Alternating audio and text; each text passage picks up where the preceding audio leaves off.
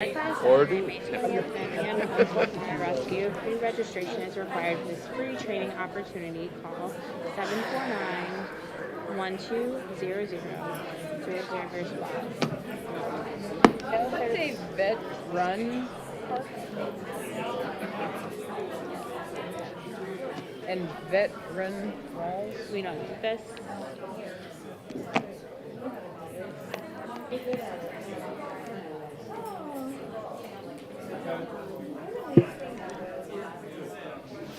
It's R8 vet run. I don't know, maybe it's a new running wall. Maybe. 1 minute till This one's a mystery. I'm 4. 3 minutes. But yeah. 3 from 4. Adam 5. Ward.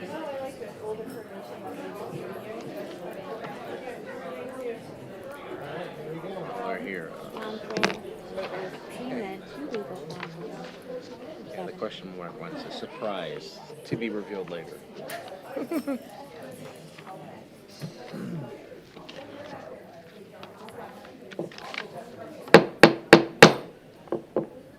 Welcome to the May 16th City of Oldsmar Council meeting. It is 7 p.m. I am going to call this meeting to order. Good evening, everyone, and thank you for joining us. We will start by our invocation and our pledge allegiance to the flag, which will be led by our City Attorney, Tom Trask. Please rise. Our Heavenly Father, we mourn the sudden loss of Lillian Custon, the granddaughter of Jerry Custon. Embrace all those who have hearts that overflow with grief, unanswered questions, and a sense of loss.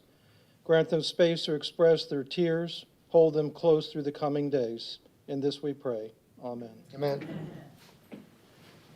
I pledge allegiance to the flag of the United States of America and to the republic for which it stands, one nation, under God, indivisible, with liberty and justice for all. Thank you, Tom. Our next item on the agenda is the Citizens Open Forum. Each speaker will be recognized once and will be limited to 5 minutes. Presentation on any subject except item 12 on the agenda. You will be able to speak at that time. Please state your name and your address for the record. The open forum will conclude at 7:30. Is there anybody on this side of the room that would like to speak to the council? Come on up.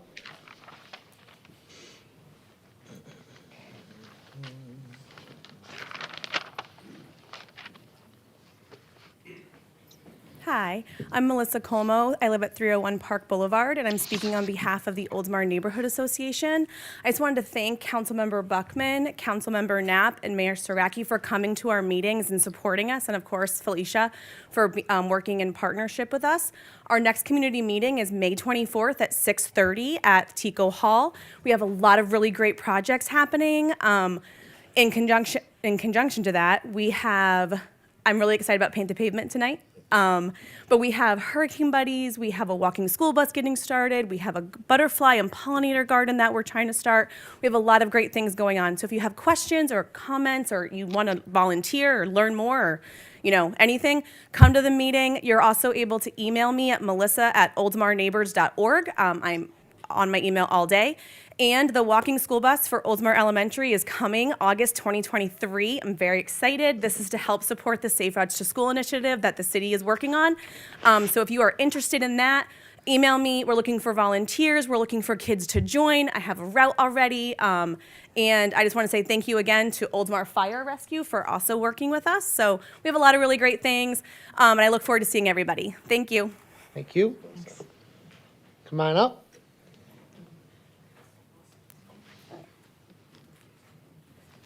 Thank you, Mayor. I'm Jerry Beaverland, 512 Pine Avenue South, and she's always started the clock on me. Don't do that. First of all, I do want to compliment the finance department of the city of Oldsmar. Y'all are great. He's okay back here, but he's going to give you all a good praise. You deserve it. And I want to welcome another politician that's been longer than me, I guess. Thank you, Barbara. county commissioner, long time on the county commissioner. Did a good job.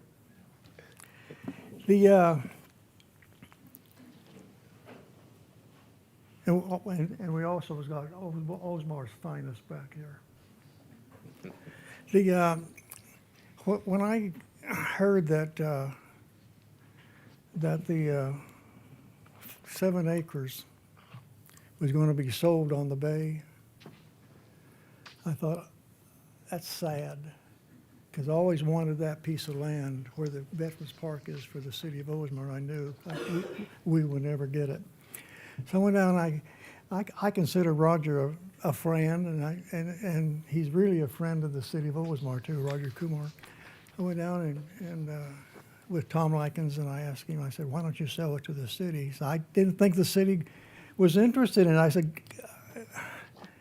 Roger, I've been interested in this piece of land for the last 55 years. He said, I'll sell it to the city at a bargain price. He had 2 contractors that was trying to buy it for condominiums or townhouses or whatever, and that would have been a sad thing. He said, I'll tell you what I'll do. I'll sell it to the city. How much, Roger? He says, $2.2 million. And I said, Roger, we're going to buy it. I came home and told the city manager about it, and he was all excited about it. I knew I was going to have a problem with the council because I had 2 people on the council that were so negative every time they opened their mouth. You thought the world was coming down to an end, but surprisingly, they went along with it. So we bought that piece of land. And I said, we need to put it into a park. And my vice mayor said, well, how about Don Bohr said, how about a Veterans Park? I said, that's what it'll be. And then later, I went to Tallahassee. They gave us 5 minutes to make a speech before the group up there that gave grants. And they were turning down cities right and left for money. And I got up, I spent my 5 minutes, and 5 minutes, and you shut your mouth and you sit down. And I told them, this city took a jump of faith. We bought that land for a little city like the city of Oldsmar. And he says, I've seen Mr. Beaverland, the mayor of Oldsmar, speak before, and he says, he usually gets what he wants. He says, I move that we give Oldsmar $1.1 million back in a grant. And he did, and we did. That park out there is incredible. I gave you all a little piece of paper, and I want to thank the city manager and this council that they have taken this to heart. We need a pathway to victory down there. There's plenty of people in this town, businesses, that would jump at buying a monument for that down there. And I also want to say that Roger Kumar has been a benefactor of this city for many years. He called me one time, he said, I want you to put together a group of people to raise money for kids in this town or around the town to give them money to go to college. I said, I'll do it. I put it together. I brought in the Chamber of Commerce, and he said every $25,000 they raise for scholarships, I'll match it up to $150,000. And I put together this group of people and went to the chamber. And as long as Jerry Custon was head of the chamber, they made sure it happened. Now, I don't know how much money Roger finally gave, but he gave $25,000 every time they matched. And Roger called me one time and said, you really want that 2005 Valero? I got to get this finished. 2000 Valero. I said, I want that car. He said, I'll tell you what you do. He said, you get the price and I'll write the check. I told Bruce to get the price for that 2005 Valero. And he did. And Roger wrote the check. That's how we got that car. The city needs to do something for Roger and Leela. As I go back Thank you, Jerry. That statue out here, the Beaverman family is donating that to the city to put out in Veterans Park. Now Thank I'll you. shut up. Thank you, Jerry.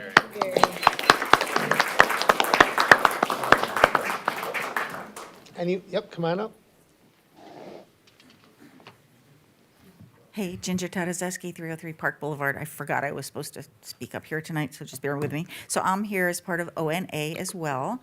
My group is called Hurricane Buddies, and it came to fruition because a citizen, private citizen, just came up with this idea and brought it before us, and we said, okay, let's try to run with it. And what it basically is we're looking to create pods of neighbors, basically, who look out for each other when there's a storm coming, who get together and communicate with each other and say, hey, do you need some plywood? I'm going to get some. Do you need sandbags? You got enough water? And just make it more of a neighborhood feel. And I just will point out to you that this is totally, totally voluntary. So if you don't want to participate, you don't have to. But we're taking this person's idea and trying to run with it and see where we are. We have quite a few volunteers already to be pod leaders. And we're going to be a breakout group at Oldsmar Neighborhood next meeting on May 24th at 6:30. I think we have someone from City of Oldsmar coming to join our group. And Mike Boylan may come and join our group too, the hurricane guy that was at the expo. He was awesome. So if you have a chance to come out and see what we're all about, if you know anyone that might want to be a pod leader, just let me know. Thank you, guys. Thank you. Thank you, Ginger. Anyone else on this side of the room? Anyone on this side of the room would like to speak to the council? Come on up.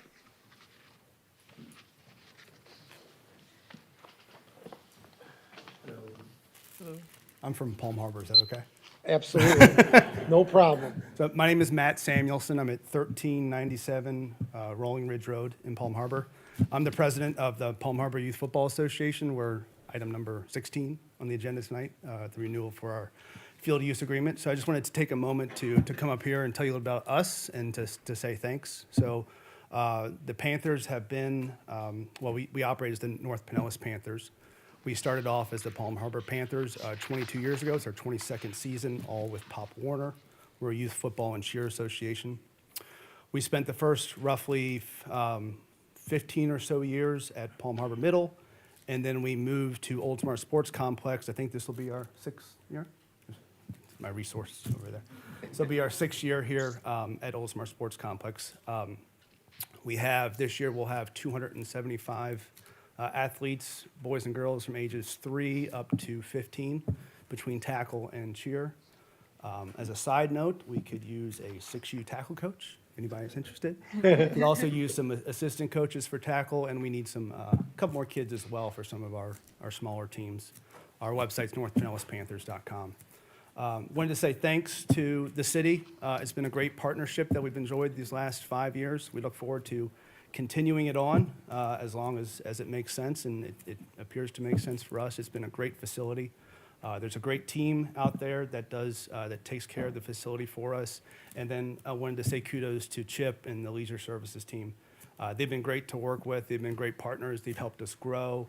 They've introduced us to organizations that provide charitable organizations that provide us income to offset registration costs for those that are low income, to offset our fees for equipment and things of that nature.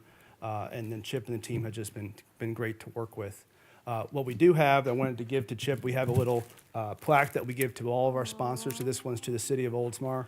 It has our JV cheer team on here that last year went to nationals, placed 5th in the nation, but they won it the year before. So it was a little delayed gratification for them, I guess you will. Thank you. But wanted to give this to Chip and the team.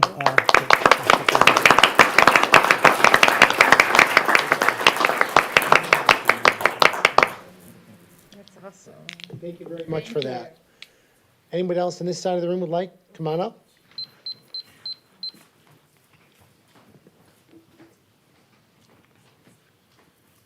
Doug Beavis, 359 Bay Arbor Boulevard, Oldsmar, here as a resident, but also as a former elected official and mayor for 6 years. And I just want to say, and I put it on Facebook, and I'm here to own it publicly, that if item 13 turns out to be true, we all took an oath when we were sworn into office, and I feel that if item 13 turns out to be true, I think that's a violation of that oath that we took. Thank you. Anyone else on this side? Come on up.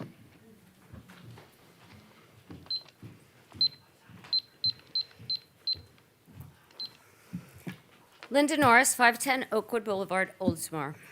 Good evening, Council. The last time I spoke before you all, I asked you, Mayor, for an apology regarding the untrue statements that you made about both me and Ann Nixon. And I would like to just say for the record that no apology has been offered. But please bear with me with my following remarks because I'm going to read them so that I do not misspeak or misquote anything that is in the public records. I am here tonight to encourage the citizens of Oldsmar to pay close attention to agenda item number 13 of tonight's meeting and to voice my outrage regarding it. This should not be swept under the rug. The background preceding this item is the ongoing lawsuit that was filed by David McDonald against the city, former Mayor Seidel, and council members Knapp, Gannon, and Graber, alleging a sunshine law violation. One might ask why you, Mayor Saraki, were not named as well, given that you were also at the very same meeting. The information revealed in item number 13 certainly sheds some light on that. It shows that former Mayor Seidel submitted a FOIA, a Freedom of Information Act request, requesting your communications with Mr. McDonald, a plaintiff in said lawsuit, which showed you deleted a very important one. I can't sum it up better than to quote part of the letter that you received on May 8th from Eric's lawyer. Quote, while the irony of the situation is not lost on us, being that you violated Florida's government transparency laws while attempting, albeit inadequately, to assist Mr. McDonald manufacture a claim that the city had previously violated Florida's government transparency laws, surely you are aware that deleting communications related to your official actions is illegal, violates Florida Public Records Act, and subjects you to significant liability, unquote. Those aren't my words, those are in item 13. Wow. This prompted me to read your deposition, Mayor Saraki, in reference to this lawsuit. Now, I am no brainiac, but it did concern me to see how many times you answered, I don't remember, I don't recall, I can't recall, I'm not sure, and my personal favorite, I have no idea. It was more than 60 times that you answered as such. When questioned about your relationship with Mr. McDonald, you did say that you were friends, and he's a supporter of your he was a supporter of your campaign, that he hosted your victory party, and that you gave him a check for $500 toward the party. But when you were asked on page 55 of the deposition, question, sir, have you ever had any discussions with Mr. McDonald, the plaintiff in this lawsuit, about this lawsuit? You answered yes. Question, all right, what were those discussions about? You answered, that I don't remember. Also, on pages 55 and 56, you were asked, the question was, in fact, you used to have conversations with him, including by text message, about various city issues, correct? You answered, not really about city issues, no. Then, pages 57 to 59, there are several exhibits showing you sending him screenshots of a meeting agenda, second reading of ordinances, etc., and then you texting him, quote, let's talk about this. It's on Tuesday night's meeting. We need to stop this. I have some ideas how. Are you around Monday? Unquote. Lastly, pages 94 to 100 have, it's 105-page deposition, so. There are questions and answers relating to the very slide you did send to Mr. McDonald, then deleted. You remembered taking a photo of the slide at the ethics class, but you said you sent it to the city manager and only admitted to sending it to Mr. McDonald after being presented with the evidence. This is all very disturbing, Mr. Mayor. This lawsuit is costing us citizens tens of thousands of dollars, taxpayer dollars. Seems pretty clear to me now why you were the only council member not named in the lawsuit. The evidence points to you being in cahoots with the plaintiff. Thank you and good night. Anybody else on this side of the room would like to speak to the council? With that, I'm going to close the public open forum. The next item on our agenda is the community minute, which will be read by our city clerk, Kristen Garcia. Holiday closures for Memorial Day, Monday, May 29th. Reminder, all city offices, facilities, and the library will be closed in observance of the Memorial Day holiday. Businesses will resume on Tuesday, May 30th. Movie in the Park, Friday, May 19th, 7 p.m. at Ari Olds Park. Free admission for all ages to enjoy a viewing of the movie Sonic 2. Annual Bob Seymour Jr. Adult Fishing Tournament will be held on Saturday, May 20th, 8 a.m. to noon at Mobley Bayou Wilderness Preserve. Anglers 16 years and older, boat and land fishing allowed, free registration. Friends and family CPR class, Saturday, May 20th, 9 a.m. at Oldsmar Fire Rescue. Pre-registration is required for this free training opportunity. Please call 749-1200 to reserve your spot. Thank you very much. Next item on the agenda is approval of additional new agenda items, which is 5, 11, and 13. Need a motion to approve? So move. A second? Second. Any other discussion on this item? All in favor signify by saying aye. Aye. Any opposed? Motion passes. Next item on the agenda is awards and recognition and presentation of the Council Manager Award for May and June of 2023, which will be taken care of by our council member, Steve Graber.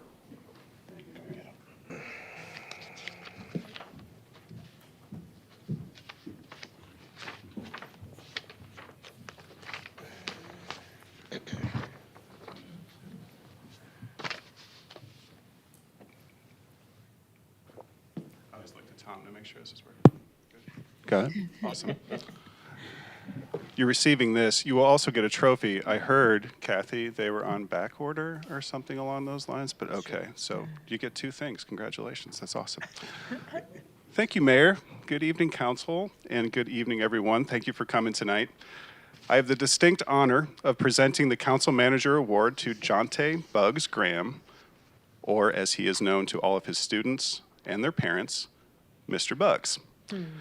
I asked Mr. Bugs to send me over some biographical information in order to assist with tonight's presentation, and when he told me he was born in 1989, I realized that I was officially old, so everybody, we're getting up there. Mr. Bugs was born in Miami and spent time in foster care as a child. He had admirations of becoming a police officer. I see you over there, Eddie. Or a firefighter. I see you back there, guys. But that was not his fate. Not because he wasn't able to achieve those goals. Rather, it was because he realized in foster care that he was not being taught core beliefs of a family household. Discipline, integrity, hard work, perseverance, honesty, communication, and respect. Although he realized that being a police officer or a firefighter was not the route he was going to take, he still knew the importance of being an advocate for his community, and thankfully, his community is our community. Mr. Bugs is the owner of Bugs Martial Arts. His work is focused on the youth of Oldsmar and the surrounding areas. In his own words, he has had a, quote, personal lifelong mission of adopting youth, giving youth an outlet that allows them to redirect their thoughts and energy in a disciplined and respectful atmosphere, end quote. While he's the owner of Bugs Martial Arts, he will be the first one to tell you that it is not a business, it is a community that connects with youth to help prepare them in their lives in order to build a sustainable future. He dedicates his time to helping the children of our community to discover their purpose, their sense of power, and to help them discover what it is that makes them come alive in order to not only get the most out of life, but to learn how to give back. Mr. Bugs does not only teach martial arts, he also focuses on social skills and character development. The students learn to build self-esteem and to overcome negative thoughts and messages.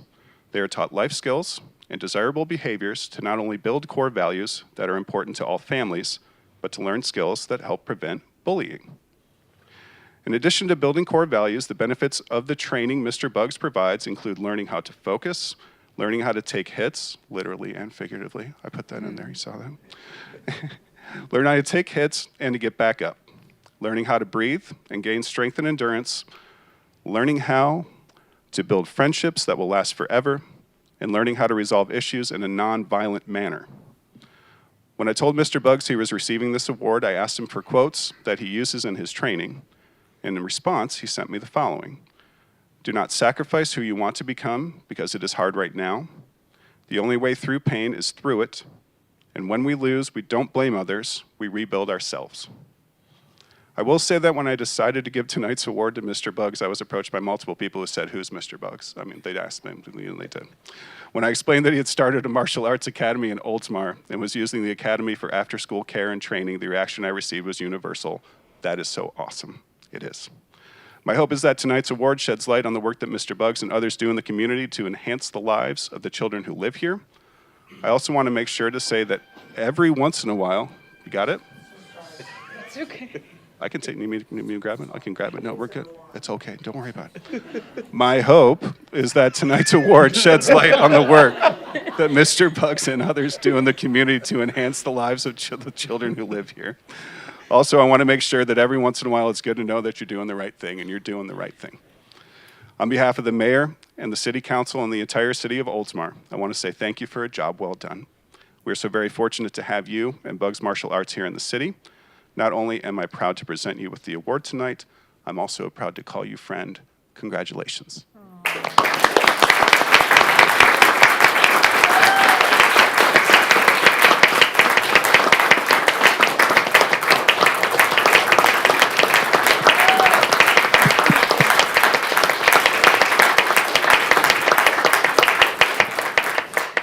So I have a speech. It's on my phone. My phone's next to my father-in-law. There you go. I'll do my best with what I can remember. You know, I know people usually say that they appreciate this opportunity, but I am very humbled by this. I'm honored. I'm blessed to be standing here. Thank you, Mr. Graber, for this opportunity and the movement behind me here as well. Mr. Andrew, good to see you again, sir. But again, we've been here just about 4 years now. It's really been an honor. I'm not a big speaker. I want more of my actions to speak for my words itself. So again, thank you so much. Thank you for my wife, my brothers that support me, and my in-laws that also support me to allow me to do what I do with all the vigorous hours and the attention that I have to give to others and not so much to them. But they're here tonight, so again, thank you so much, and again, thank you, sir. Sure thing. Let's go.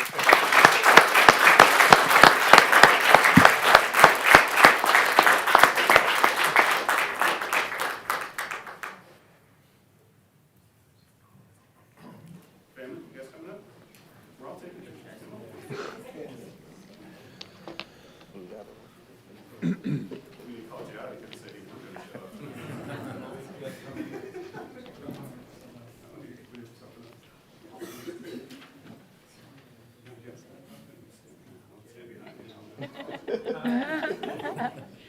Here we go. Okay.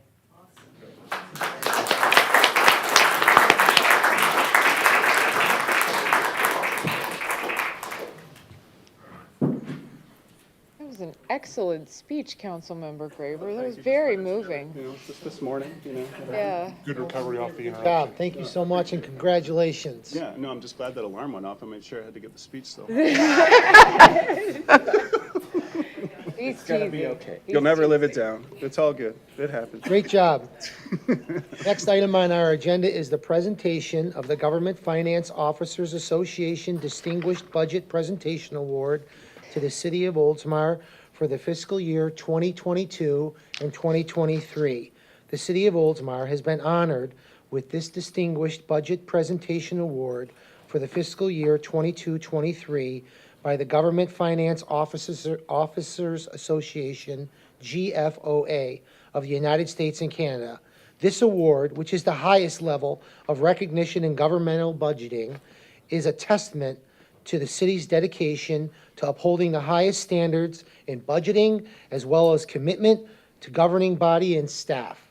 This marks the 10th consecutive year of earning this esteemed national award, which is a reflection of the dedication and the exceptional work of the Administrative Services Department. Barbara, I don't want to say it wrong. Barbara Schulte, Communications Specialist, deserves a special recognition for her dedication to the budget documents, artwork, and formatting, which have been contributed to the city's continued success in receiving this award. Felicia Donnelly and I are honored to give the department, the finance department, this wonderful award. Thank you so much for 10 years in a row. Congratulations.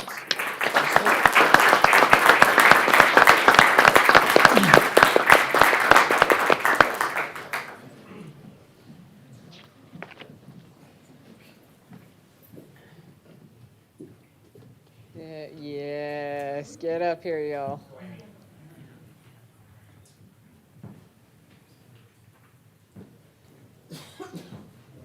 Speech, speech, speech.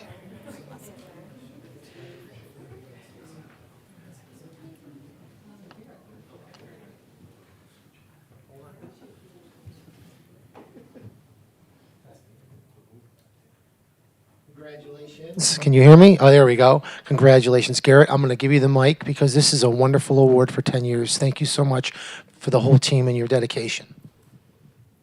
Absolutely. Well, thank you, Mr. Mayor. I don't have a speech, but I do have a fun fact. And because I'm a finance guy, it's going to be numbers, right? So everybody get excited. There are approximately 90,000 local governments in the United States, and 1,800 of them receive this award. So, fun fact, Oldsmar is in the top 2% of local governments in the country.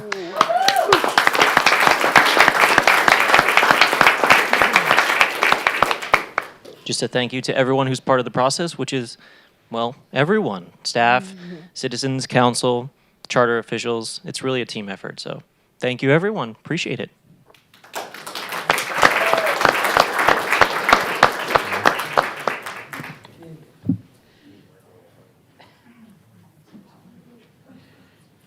Everyone say cheese.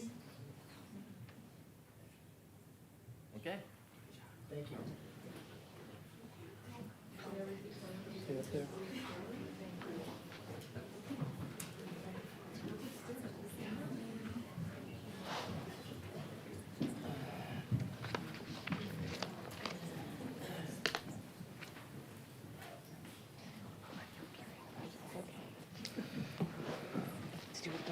Next item on our agenda is the presentation of the Government Finance Officers Association Certificate of Achievement of Excellence in Financial Reporting for the fiscal year ended September 30th, 2021. The City of Oldsmar has once again received this Certificate of Achievement for Excellent in Finance Reporting for its annual Comprehensive Financial Report, ACFR, for fiscal year ending September 30th, 2021. From the Government Finance Officers Association of the United States and Canada. This prestigious national award is the highest recognition in governmental accounting and financial reporting, and it underscores the city's commitment to accuracy and accountability. For an impressive 31 years, the city has earned this distinguished award, which serves as a testament to the city's exceptional dedication to financial reporting excellence, produced in-house by the Administrative Services Finance Division. The ACFR is a result of the team's consistent hard work and dedication. Special recognition is in order for the city's accounting administrator, Andy Radcliffe, for her lead role in preparing the document, which contributed to it significantly to the city's continued success in financial reporting. This remarkable achievement highlights the city's enduring commitment to excellent and administrative services department's dedication to maintaining the highest standards of financial reporting in the field of governmental accounting. 31 years. Let's hear it.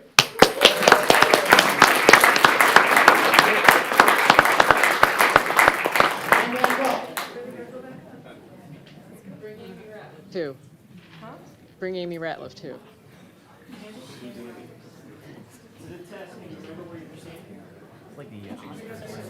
He's telling you have numbers on this one. Yeah, make another joke. Make another joke. What's your other joke? Did your name wrong? Amy. Sorry, Amy. Well, congratulations for your hard work. Anyways, wonderful, 31 excellent years. You ready to speak? Oh, So I also have some financial numbers here as well. So, like the mayor said, this is 31 years that we've gotten this spectacular award, and I believe the budget was how many, Garrett? That was 10. 10. No Just competition, 10. though. So I can see it. that's I all can I see wanted to say.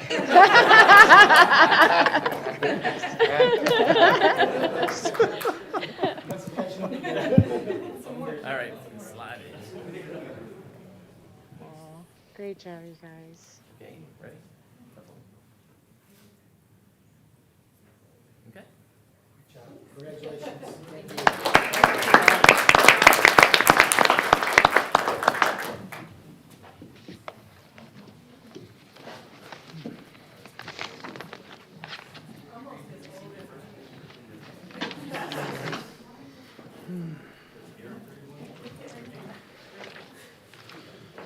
okay, our next item on the agenda is consent docket. This will be read by our city clerk, Kristen Garcia. Item 4, approve minutes of the May 2nd, 2023 council meeting. Item 5, award 2023-006 ITB for the purchase and installation of fencing to Smith Industries, Inc., DBA Smith Fence Company. Item 6, approve payment to legal counsel for April 2023 legal services. Item 7, approve payment of April 2023 legal services to Bartlett, Loeb, Hens, and Thompson PLLC for Eric Seidel's litigation defense. Thank you very much. Does anybody wish to pull any of these items? I'm looking for a motion to approve. To move? I have a motion. Do I need a second? Any other discussion on any of these items? All in favor, please signify by saying aye. Aye. Aye. Any opposed?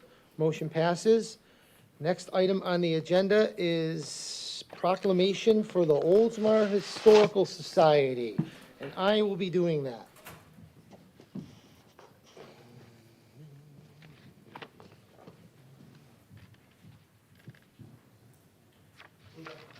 Oldsmar Historical Society, want to come on up? Everyone? First of all, thank you so much for the cake. That cake was delicious.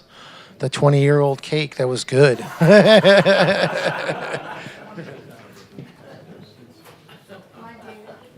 I saw Katie Gannon eating a piece. She loved it. Oh, yes.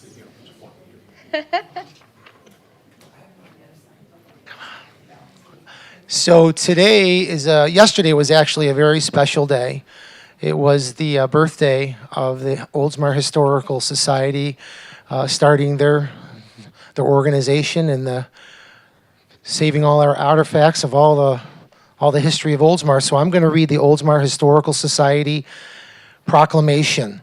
Whereas Oldsmar Historical Society has became incorporated on May 15, 2023, and whereas the motto 2003, thank you, 2003, and whereas the motto of the Oldsmar Historical Society is my past is my heritage, the present is my responsibility, the future my challenge, and whereas the founding board of directors, including President Loretta Wyatt, Vice President Hope Phillips, Secretary Lynn Chapman, Treasurer Jane Bohr, Director Claude Jean, and Director Lorenzo Hayes, and whereas the sustained members included Nora Abernathy, Sam Altamara, William Antozzi, William Antozzi Jr., Jerry Antozzi, Mary Donnelly, Richard Friedrich Sr., Madeline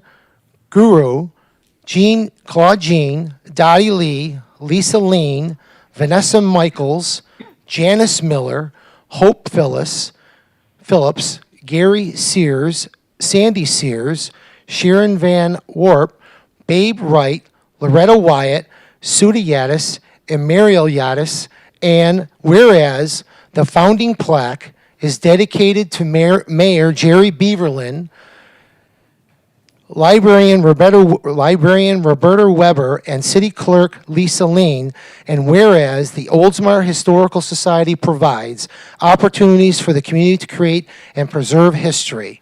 Now therefore I, Dan Saracki, Mayor of the City of Oldsmar, Florida, do hereby proclaim the week of May 14th through May 20th, 2023, as Oldsmar Historical Society Week in the city of Oldsmar, and encourage all of our community to congratulate the Oldsmar Historical Society on its endeavors and to support them by becoming more engaged and creating and preserving our history, dated this 16th day of May, 2023. Congratulations, you guys. You guys do a great job. Thank you.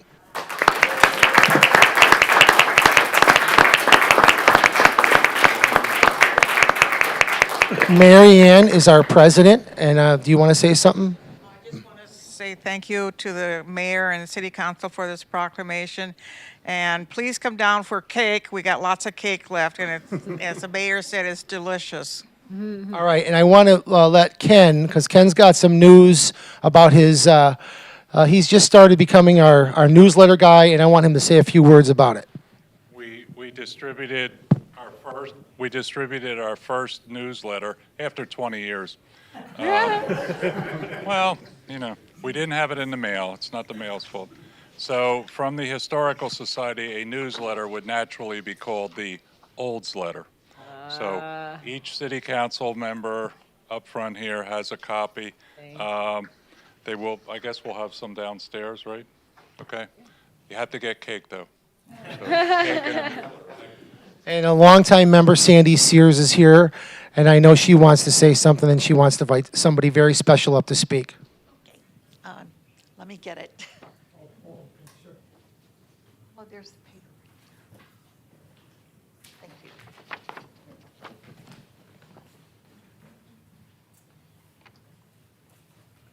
When I moved to Oldsmar, Loretta Wyatt took me under her wing and made sure I came in all the Oldsmar civic organizations. She impressed me with her dedication to the city of Oldsmar. If you asked her to give you help with the problem you were having with the city, she would look into it for you. And if you had a legitimate complaint, she helped get it resolved. You might not always be happy with her opinions or answers, but she was a straight shooter and gave you the truth. Like it or not, this aspect of her did not sit well with some folks, but that's what made her the great lady she was. She never sacrificed integrity to satisfy personal gratification or popularity. She's a very dear friend. Wonderful. Thank you so much. Jerry, you want to say something? Yes, I always like to talk. But our town historian is here, Jerry Beaverland, and he gets the credit for loving Oldsmar's history. He's written 5 books or 4? 5 books. And he's the one that encouraged Loretta Wyatt to become president of this current Oldsmar Historical Society. Jerry Beaverland, you go back to Bud Lister, they always were saving Oldsmar's history or promoting Oldsmar's history. The 20 years that we're celebrating today is when Loretta became president, and this particular Oldsmar Historical Society was incorporated. So it was incorporated in 2003, and this building was last renovated in 2011, and we moved into the Beaverland family room downstairs, and so we've been there 11 years. And the rest is history, you know, but it's a great organization, and come the fall, come back and volunteer with us, and we always promote Oldsmar's history. But we have a special friend, and Barbara, would you like to come up and say something? I don't know where you live, but she was very good friends with Loretta Wyatt, and in the 20 years, we've had 7 presidents. Loretta Wyatt was president from 2003 to 2009. And I think this young lady here was her partner in crime. I don't know. This is Barbara Sheen Todd. There you go, hon. Well, I just got to tell you, how many of you been to Washington, D.C.? After watching what I've seen tonight, I think the world would be changed if we could take your city council and have them take the place of the people that are making the decisions up there, including the budget people, Yes. right? The way they treat citizens. I'm just so proud of all of you. And as for Loretta, she was the one that really helped me become a county commissioner. I met her, Mr. Butch, you weren't even born yet. No, he's gone. In 1980. And she guided my footsteps through many, many interesting times in my life. I loved her dearly, but I have to tell you, she loved all of you so much. So very, very much. And she gave her heart to this community. I remember her going up, she went up and got a 501c3 and helped get money in here, which helps. And she did so many other things. So I appreciate the opportunity just to tell you all I loved her, but I love you too. And I think that the city of Oldsmar is so fortunate to have our mayor and this wonderful city council. God bless you all.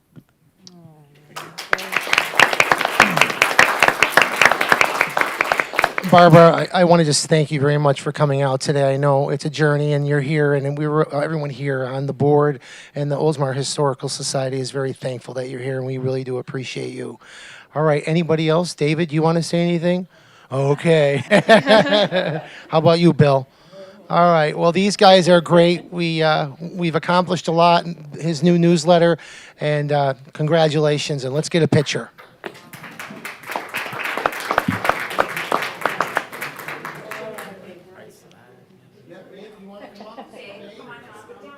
Ken, put down the box. Ken, put down the box. Prized possession. He's like, I'm not putting. It'll look better if you're not holding a box. One correction. It was Richard Perkins, not Frederick. Get you. Babe will get you. Babe will get you. Yeah. Come on.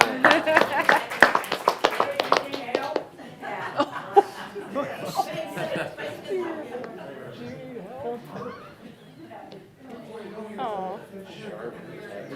He knows what side to go. Oh, yeah. There. All right. Hear that? Don't tell mom.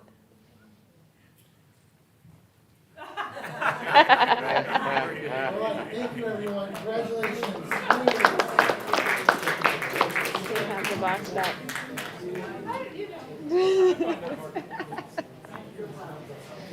Okay, EMS. So, make my way down. It's a little one. Follow that. Just kidding. You got this. You got this.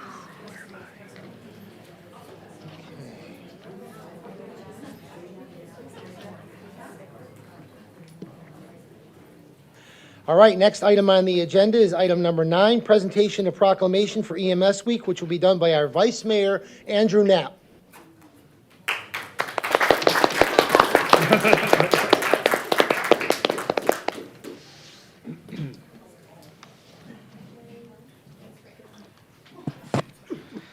As the mayor said, I'll be presenting the proclamation for Emergency Medical Services Week.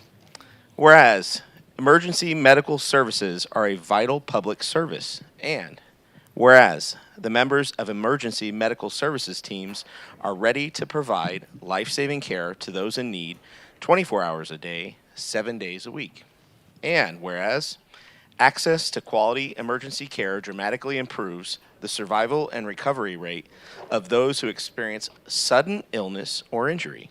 And whereas the emergency medical services systems consists of first responders, emergency medical technicians, paramedics, emergency medical dispatchers, firefighters, police officers, educators, administrators, pre-hospital nurses, emergency physicians, trained members of the public, and other out-of-hospital medical care providers.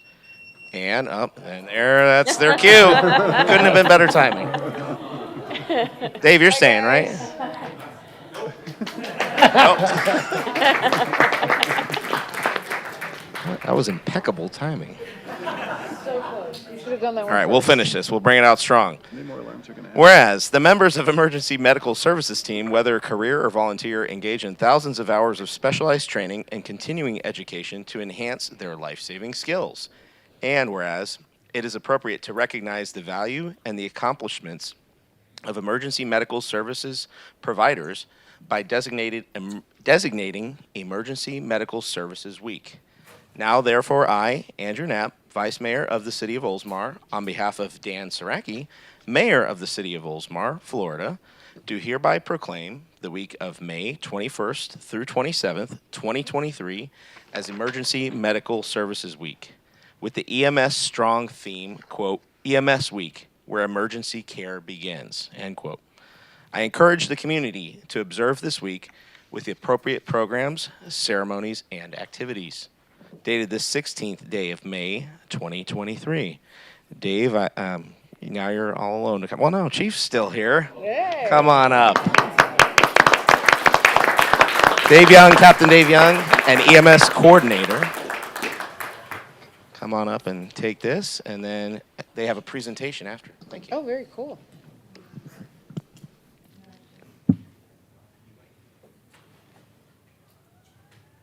Oh, it was real. Okay. It was real. Yes, those things do work. Okay. It was real. Yeah. Now has a I'll presentation use for this everyone. one. That's okay? Hello, my name's Dave Young. I'm EMS Captain with Oldsmar Fire Rescue. And I'd first like to say congratulations to Amy, Garrett. You got some work to do, man. Catch up. All right. So I'm just going to give a small presentation about how the City of Oldsmar Fire Rescue fits into the Pinellas County EMS system. We're all one big system from St. Pete to Tarpon Springs. Okay, thank you. So far last year, these are our last year's numbers, we ran just under 2,200 calls, and 80% of our calls are medical, anything to do with EMS. That includes motor vehicle crashes, picking people up off the floor, anything. Just under 300 calls a year is fire, and all these numbers fluctuate every year. Our average response time for us is 4.5 minutes to anywhere within our city limits.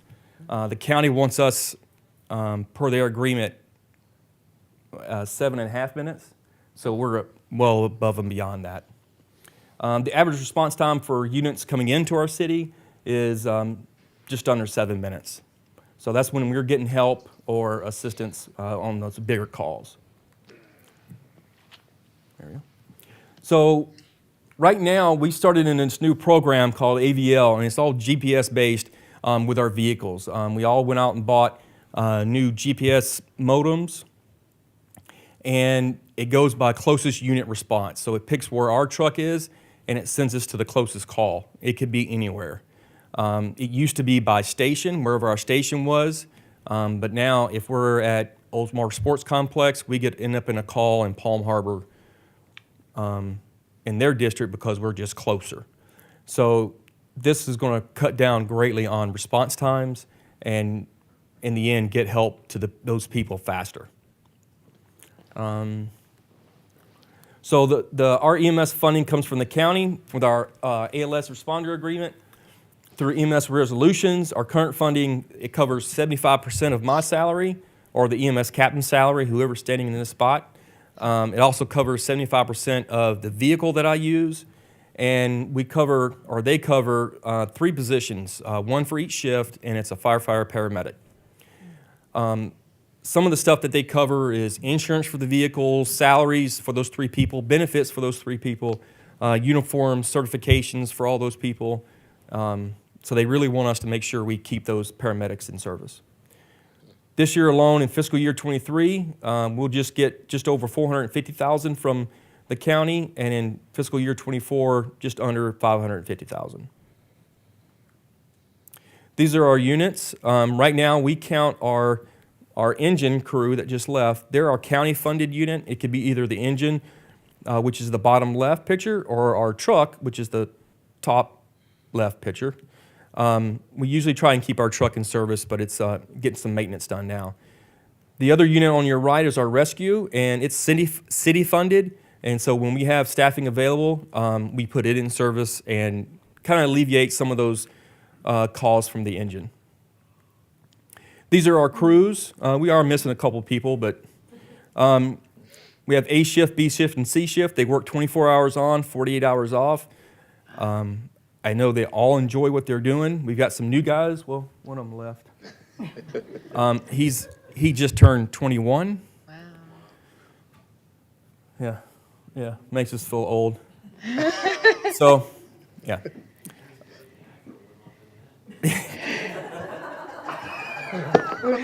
I'll tell him that. Okay. The captain's been getting there a little bit longer. And excuse me. And here's some pictures of us just doing our regular jobs. So the one on the left is actually a picture of a local business and an employee of theirs. They had a medical emergency at their business where that employee went through a pretty severe cardiac event, and he walked out of the hospital a week and a half later. It was surprising to our crew that he walked out. But the owner, she stated from the time she called 911 until we left, her experience was she was just amazed by how everyone worked together, even from 911 dispatch to us. And we had Safety Harbor was there and Sunstar was there, and we worked like we always work together, so which is kind of true. But the middle picture is left over from the pandemic, which we're slowly getting over, and I can't thank those guys enough. They did a great job during that whole time, wearing those. I don't have a pointer on here, do I? PPEs. There, thank you. Wearing the PPE and the gowns and the hoodies. You see, he had a hoodie and booties, and it was extremely hot. So I can't thank them enough for doing what they did. And then, you know, the right picture. One of our guys was saving some ducks out of a drain. So he would call it something else. He's a bird man. Yeah. What a rescue. But I called it a duck, and he tried to correct me, and so that was it. So, but I want to thank you guys for everything that you guys done for us and the citizens. So that's all I have.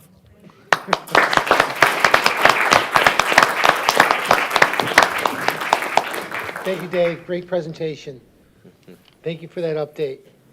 All right, next item on our agenda is item number 10. Pinellas County Economic Development will provide an update by Dr. Cynthia Johnson. Welcome, Cynthia. Thank you. Thank you. Good afternoon.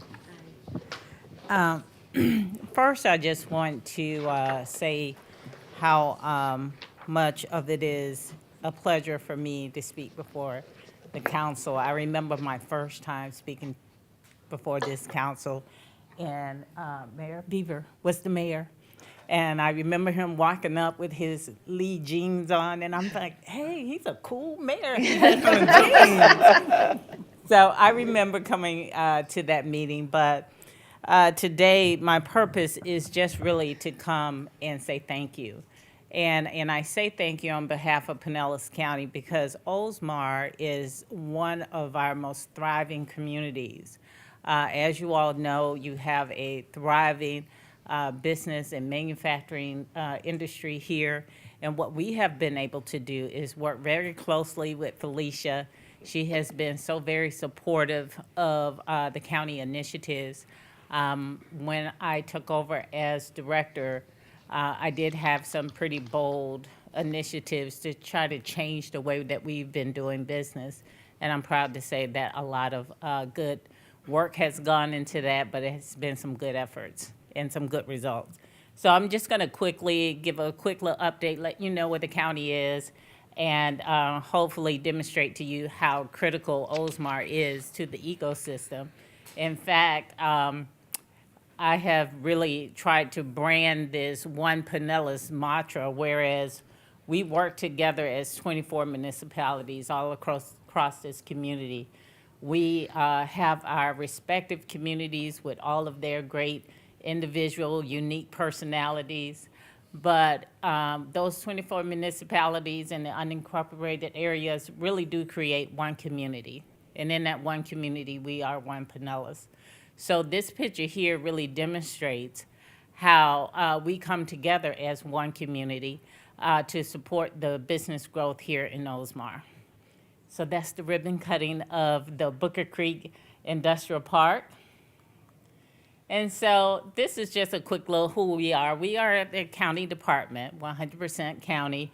We are the lead economic development agency for the county that works with all of our municipal partners and our other stakeholders to include education, industry professionals, manufacturing, and like industries throughout the county.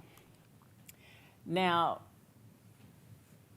I really believe that when we have the opportunity to speak to citizens in our community and talk about what economic development is, we have a responsibility to all of the citizens of this community.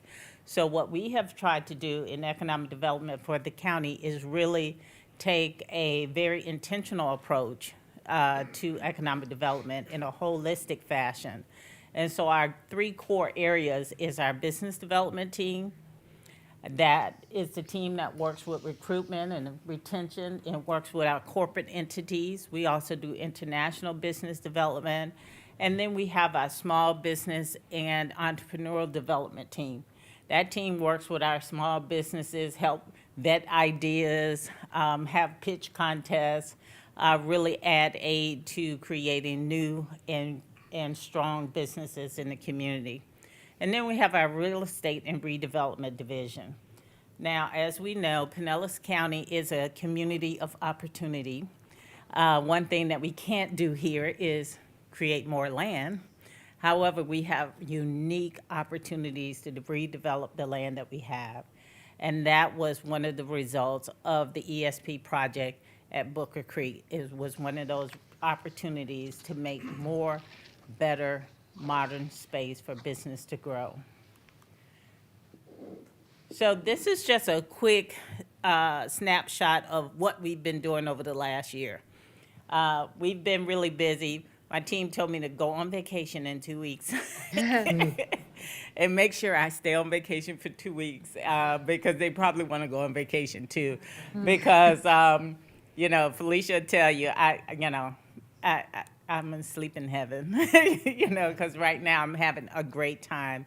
I got asked today, I was doing an interview, and the young lady asked me, she was like, well, how long have you been working? And I said, well, I really haven't worked yet.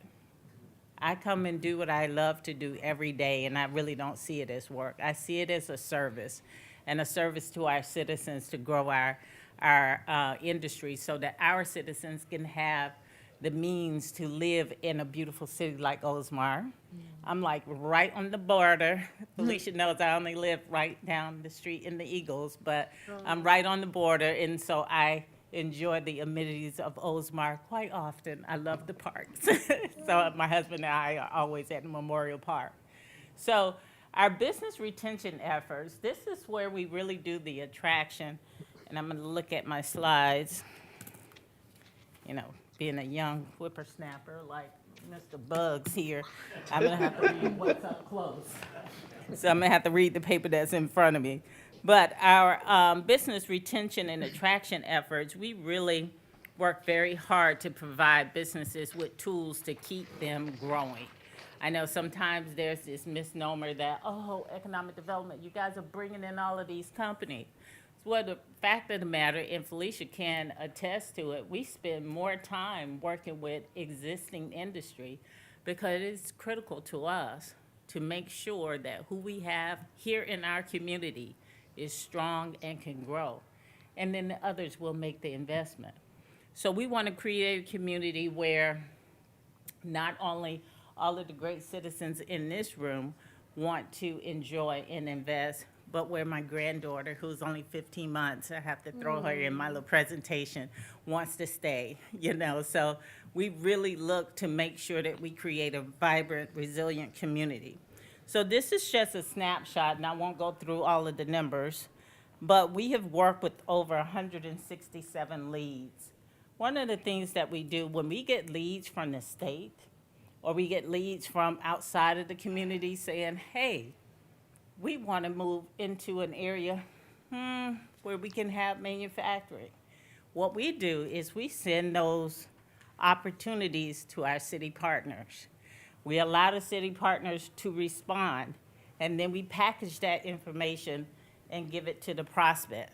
As we work those projects, we work with our city partners and we say, hey, we made the short list. We're gonna come to the community. Let's see what we can do together to really show our community in its best light to make that attraction happen. And one of the other unique things that we've done with the business retention program is we look for opportunities to partner with the state.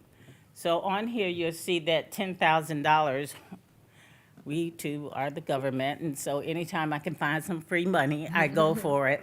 But we found an opportunity to partner with Team Florida and do additional marketing of our communities. In particular, here in Oldsmar, we did a whole campaign around the Employment Sites Program.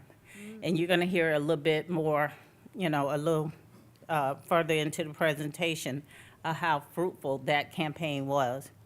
And next, we have our Small Business Division. The Small Business Division, we have 4 certified trained consultants that work throughout the county. Our consultants don't work just in one spot. They work throughout the county. They work with all of our city partners. They work with our chambers. We have Kurt Forrester is the consultant that works here in Oldsmar, works very closely with Oldsmar. But not only does Kurt work in this region, we also have Scott Talcott. So I know many of you know Scott because he works very closely with the manufacturing industry here in Oldsmar. So this is just an example of how we've worked with, in the small business arena, the county has a program to really motivate the spend with small businesses. And I created that program some years ago for the county, and I re-engineered it about 3 years ago because we were noticing that we really couldn't account for a lot of the money that we were spending with small businesses. And when I did the math, budget director, I was only able to identify, based on our records, about $70,000 that we could say, hey, we intentionally spent that money. Now, I know we spent more, but we didn't have systems in place to really accurately account for that. And I'm proud to say that the team at the end of last year ended that program year with $28 million awarded to small businesses for procurement opportunities with the county. And that does represent some of our Oldsmar businesses in that situation. So I share that because I just want this council to know that as we have gone through these changes to make our government more efficient, I cannot reiterate to you how valuable the input that the city manager has given, because she is part of our partner team. And so she gives a lot of insight, and she's not shy. and she really does make the case for the community and what the needs are for Oldsmar, as does our other city representatives. And so very quickly, I'll go through the other couple of slides. This is our redevelopment division. This is where we house our real estate, our employment sites program, and this is where I wanted to just take a point of privilege to kind of brag on the city of Oldsmar and what we were able to do at Booker Creek. The employment sites program is a program designed as a result of the Penny for Pinellas. First time our citizens in this county have said, hey, use some penny money to support economic development and housing. And so we created a program from infancy. You know, we literally had to create the program.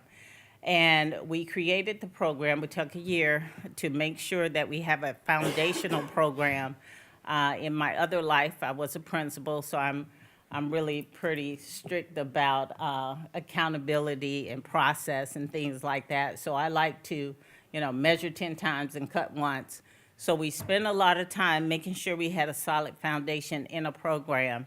So the Employment Sites program allows us to invest some of our penny funds to help fill the financial gap when we have an opportunity to create investment in infrastructure that's going to allow us to attract more and better industry to our areas. We did that with the Booker Creek project. The Booker Creek project was 130,000 square foot of modern industrial space. And we have 3 companies that are there. And this spans over 11.27 acres is where that campus is.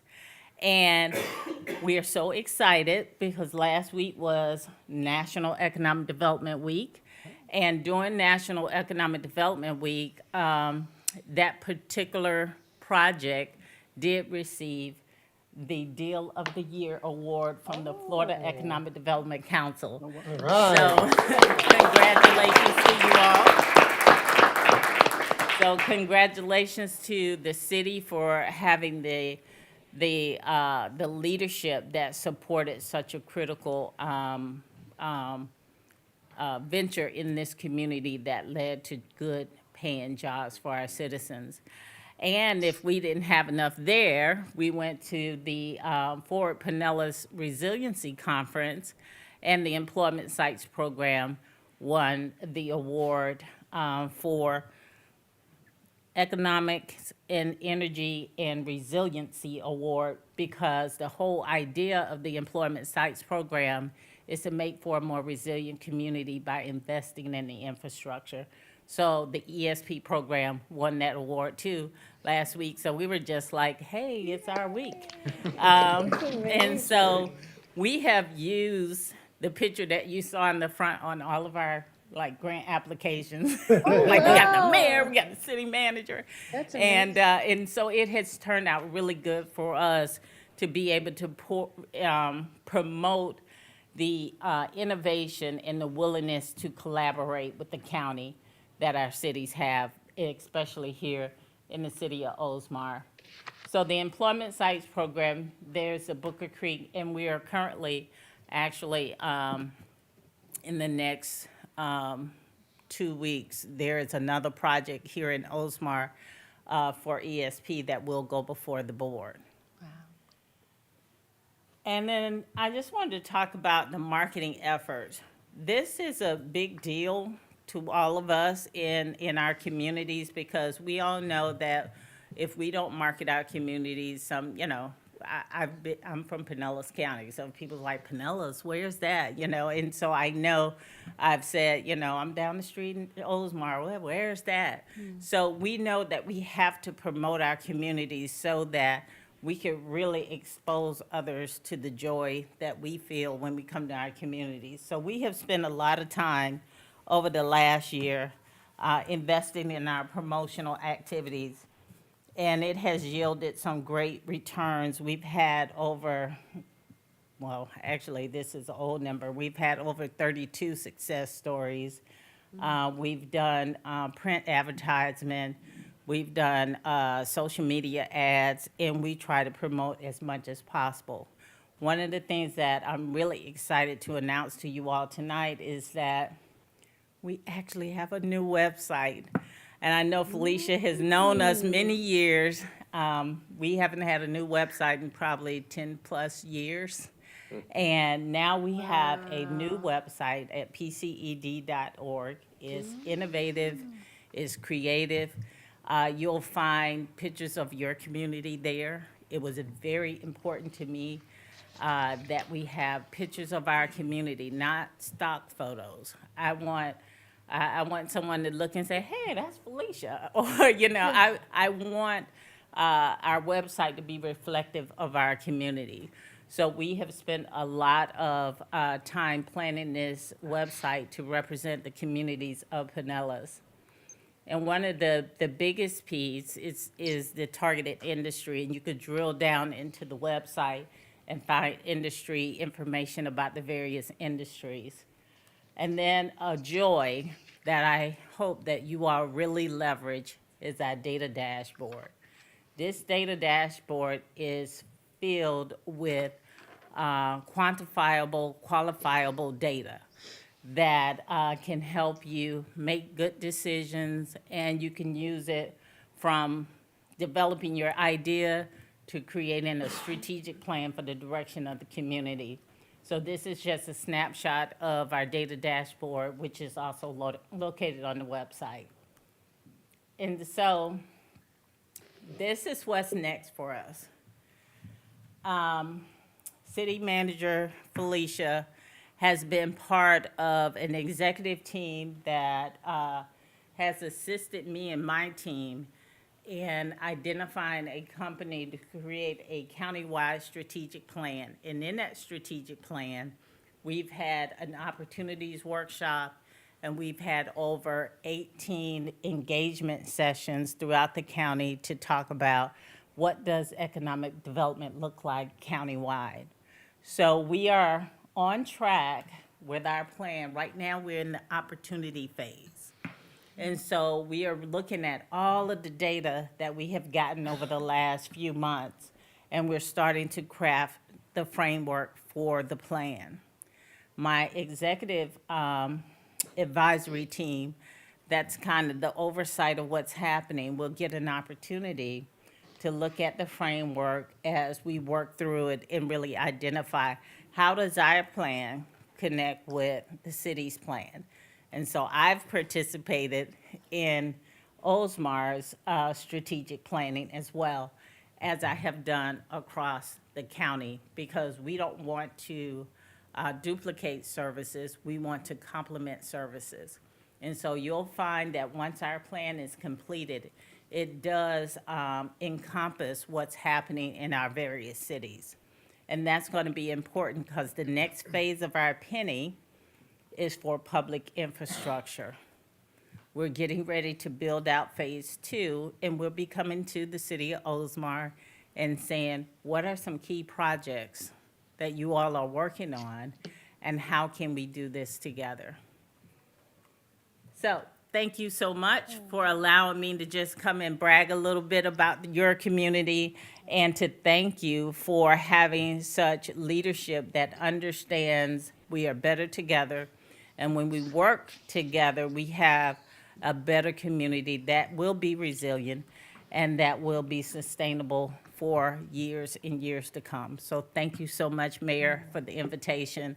City Manager, I appreciate you, and I appreciate you all. Thank you so much.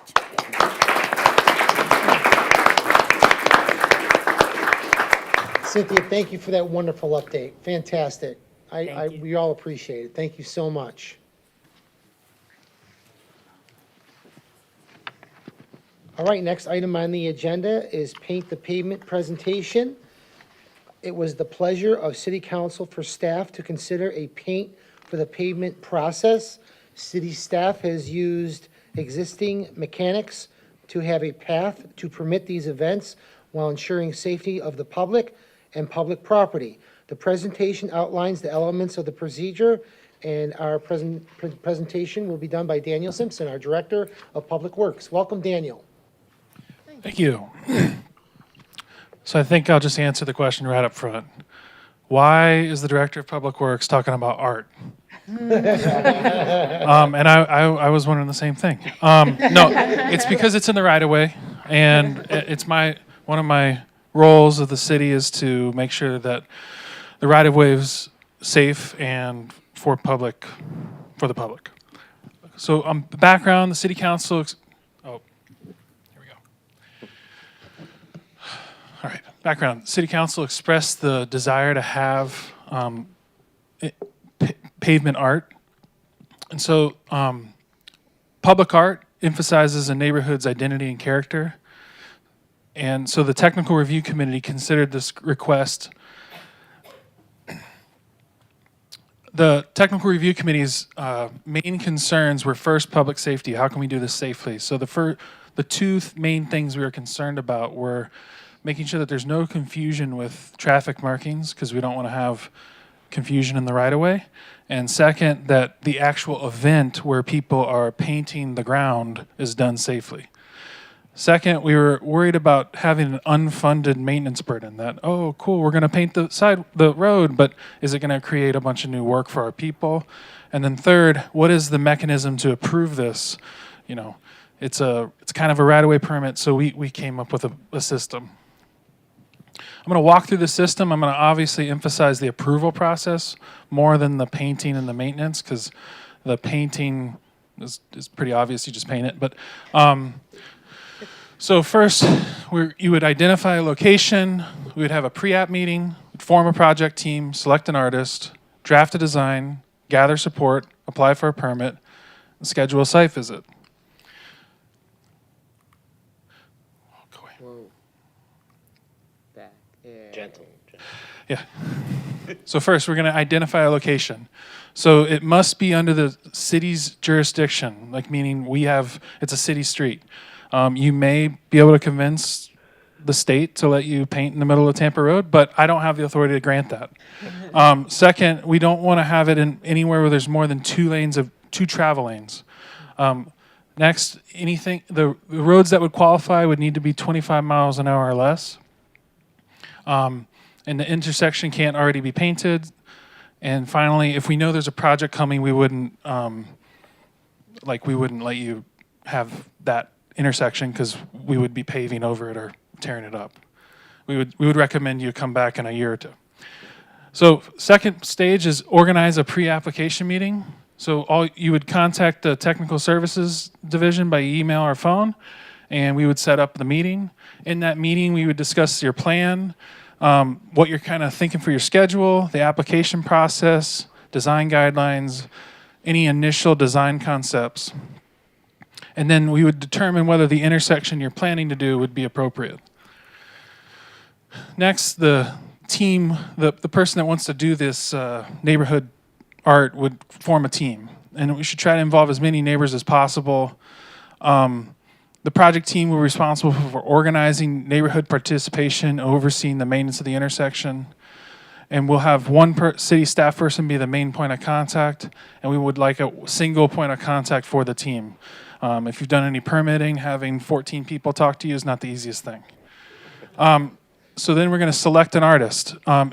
So obviously there's artists in town, or I think there's artists in town. I assume there are. Yes. Oh, there's one. Hey. But if they need help finding them, we can contact our arts coordinator, Joan Byrne. Next, you draft a design. The idea is that this would be representative of your community, of your neighborhood. So you want the neighborhood to be involved. Thinking about the identity and character, what makes this neighborhood unique. We encourage neighbors to be involved in the process both before and after the design's created. The draft design must be drawn to scale on an overhead view of the intersection so we can look at it and determine if it's appropriate. The design shall not contain advertisements, logos, words, nudity, anything overtly political, or anything which imitates traffic signage. The last one's the most important thing to me, because, again, we don't want confusion in the right-of-way. And then the design, we're not going to allow any painting in the crosswalks themselves. Next, you're going to gather support. So letters of support should be given to the neighbors. If there is an HOA, then we would require the HOA to have a letter of support. Next, you'd apply for a permit. So the permitting mechanism we decided to use was a right-of-way permit and a special event permit. It's kind of two things in one. We would shepherd the process, but we will require a maintenance of traffic plan, which we'll help develop if we need help. And and we would require in your application a letter of support from the homeowners or homeowners association, an artist rendering with the submission. The fee, the way we would calculate the fee based on the staff time and resources needed to maintain and remove the paint at the end. Applications should be received at least 3 weeks prior to the proposed event. That way we can move it through the permitting process. Next, you would schedule a site visit. So we would have the arts coordinator and technical services staff to go and make sure we're all on the same page, what we're planning to do, everything's going to be safe and look good. Next, we're going to paint the intersection. So the steps are gather necessary supplies, set a date, post flyers, set up the MOT, prepare the area, outline, you paint from the center moving out. I learned that. And then you let it dry. Good thing. Next, we'll talk maintenance. So the maintenance and repair of the painting is the responsibility of the team. So all touch-ups, graffiti removal, repainting due to street maintenance will be on the team to do. When the intersection is closed for maintenance, a right-of-way permit is required. The cost of all removal is going to be included in the permit fee. And the street repair, maintenance, or construction may cause damage to the project. Any cost to repair or replace the mural will not be borne by the city of Oldsmar. Thank you. Any questions? Any questions to Dan? Great job.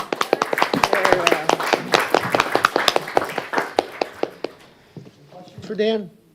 No?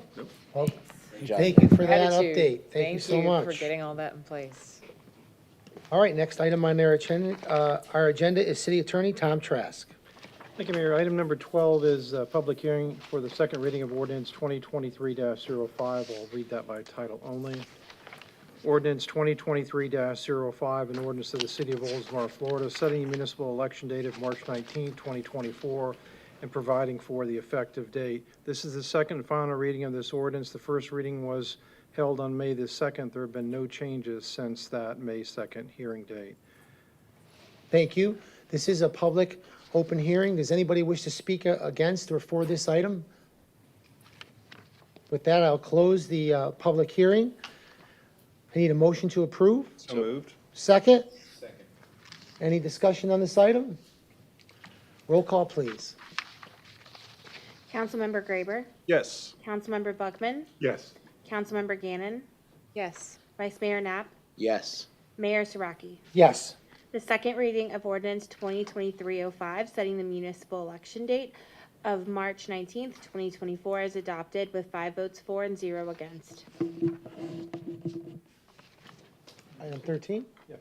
So item number 13 is authorize the city attorney to obtain outside counsel to represent the city and Mayor Saraki with regard to the allegation of a public records violation. In the packet, you'll see that there was a letter that the city has received from the attorneys for former Mayor Eric Seidel, claiming that there was a violation of the public records law. It was our recommendation to retain outside counsel to represent the city and also to represent Mayor Saraki. And with regard to the demand letter. Under Section 2-103 of the code regarding legal services can be obtained for any reason. It is not necessarily needed to go through the procurement process so long as the city council has approved that law firm. Today I provided you with a copy of a proposal or representation letter from Attorney Dale Scott. It's our recommendation that the city enter into a representation agreement with Mr. Scott for the city's representation and Mayor Saraki's representation. With that, I'd be happy to answer any questions about the letter itself or the request, but I'm asking for your motion to be made to authorize the city manager to enter into the representation agreement with Attorney Dale Scott at the law firm of Roper, PA. Thank you. I need a motion to approve.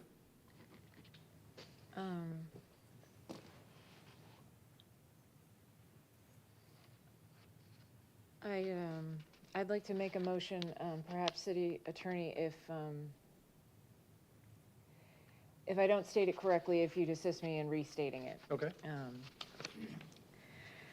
I'd like to make a motion to authorize the city attorney to obtain outside counsel to represent the city of Oldsmar and engage in limited representation of Mayor Saraki with regard to the allegation of the public records violation And the city.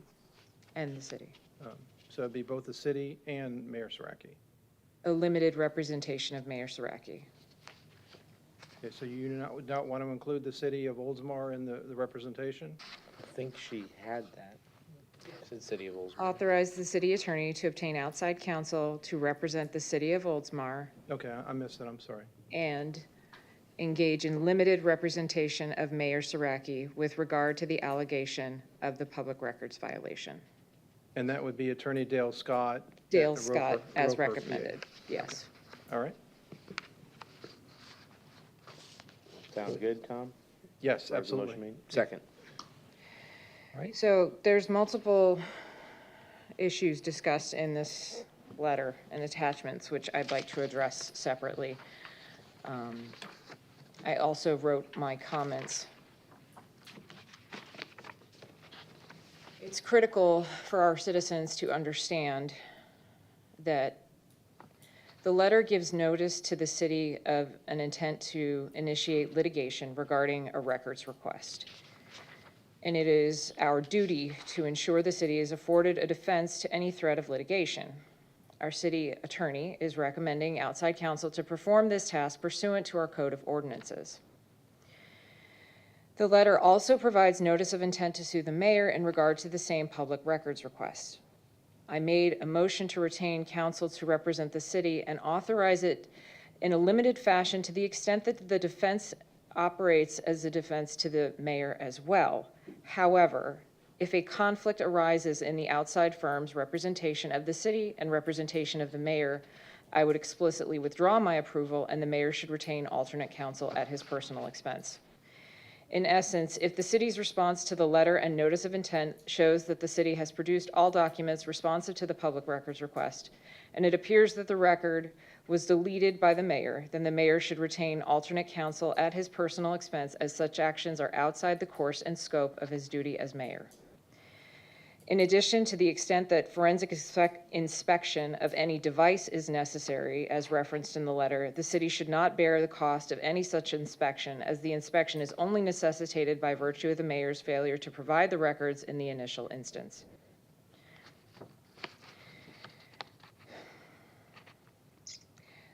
Separately, to address any confusion that this letter may cause, the letter to the mayor and notice of intent in regard to the records request is not part of the city's joint defense agreement with Loeb's firm as to the McDonald litigation. It's a separate cause of action.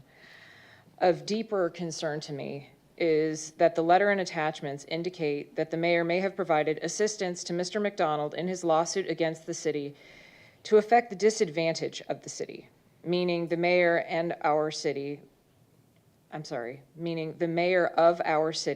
may have provided information and help to a person suing the city, which may jeopardize and undermine the city's position, regardless of the outcome of the McDonald litigation, regardless of whether it's determined in my personal favor or in the favor of the city. If true, I believe the actions of the mayor violate Florida Statute 112.313, constitute a misuse of public position, violate Article 2, Section 8 of the Florida Constitution, our oath of office, and Section 3.07B1 of the Oldsmar City Charter, and should be reported to the Florida Commission on Ethics.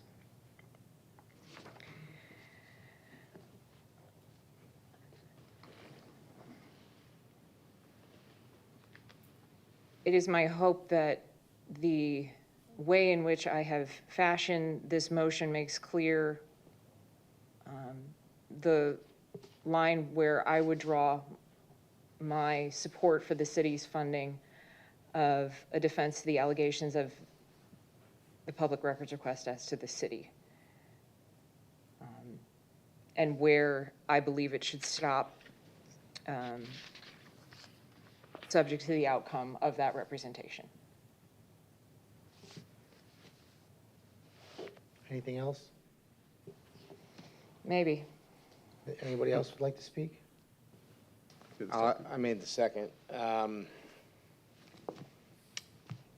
was pretty saddened by reading this letter.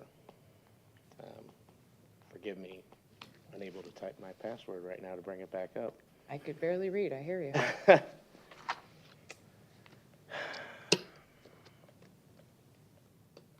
It's unfortunate that we have to discuss things like this.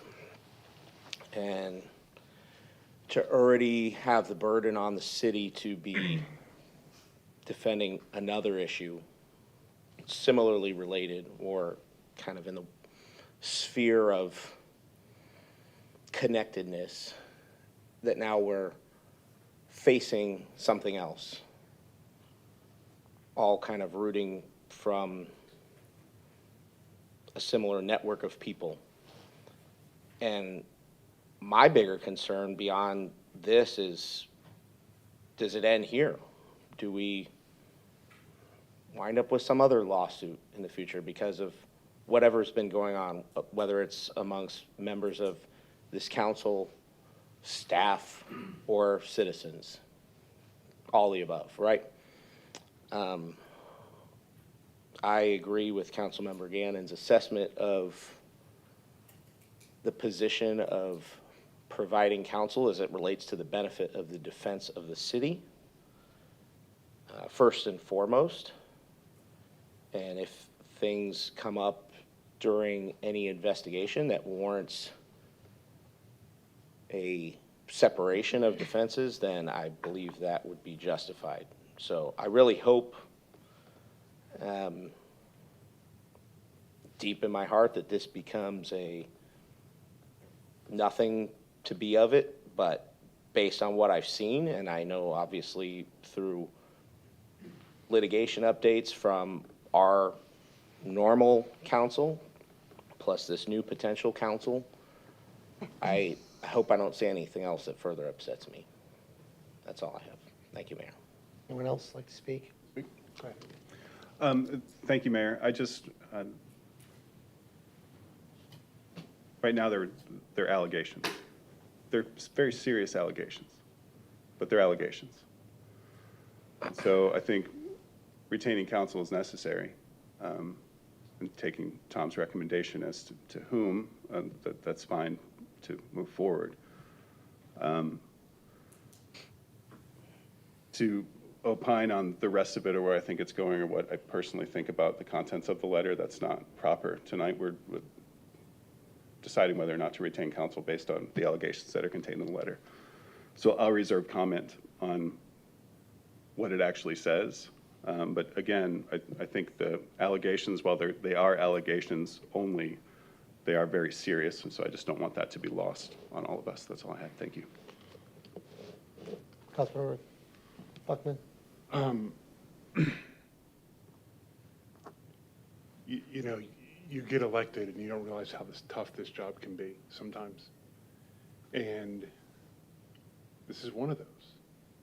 And there are some serious allegations there.